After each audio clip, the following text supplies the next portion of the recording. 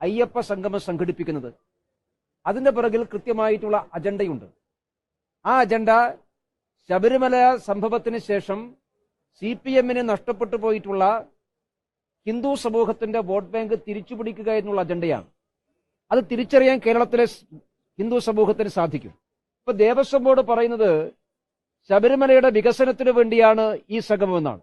സത്യത്തിൽ ഇപ്പൊ ഇവർ സംഘടിപ്പിക്കുന്ന അയ്യപ്പ സംഗമം ശബരിമലയുടെ വികസനത്തിന് വേണ്ടിയിട്ടുള്ളതല്ല, LDF-ന്റെ വികസനത്തിന് വേണ്ടിയിട്ടുള്ളതാണ്.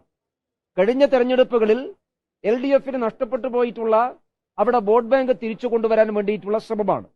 പക്ഷെ ഒരു കാര്യം ഈ ഗവൺമെന്റ് ദേവസ്വം ബോർഡും എല്ലാം ഓർക്കേണ്ടത്, സുപ്രീം കോടതിയിൽ ഇവർ നൽകിയിട്ടുള്ള അഫിഡവിറ്റ് ഇപ്പോഴും നിലനിൽക്കുകയാണ്.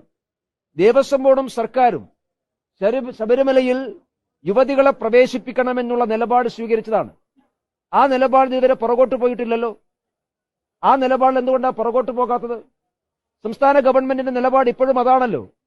അപ്പൊ അങ്ങനെയാണെങ്കിൽ അയ്യപ്പ ഭക്ത സംഗമം ഈ പറയുന്നത് പോലെ ആത്മാർത്ഥമാണ് എങ്കിൽ ആദ്യം ചെയ്യേണ്ടത് സുപ്രീം കോടതിയിൽ കൊടുത്ത അഫിഡവിറ്റ് പിൻവലിച്ച് ശബരിമല അയ്യപ്പ ഭക്തന്മാരോട് സാഷ്ടാംഗം മാപ്പ് പറഞ്ഞിട്ട് വേണം ഈ അയ്യപ്പ സംഗമം സംഘടിപ്പിക്കേണ്ടത്.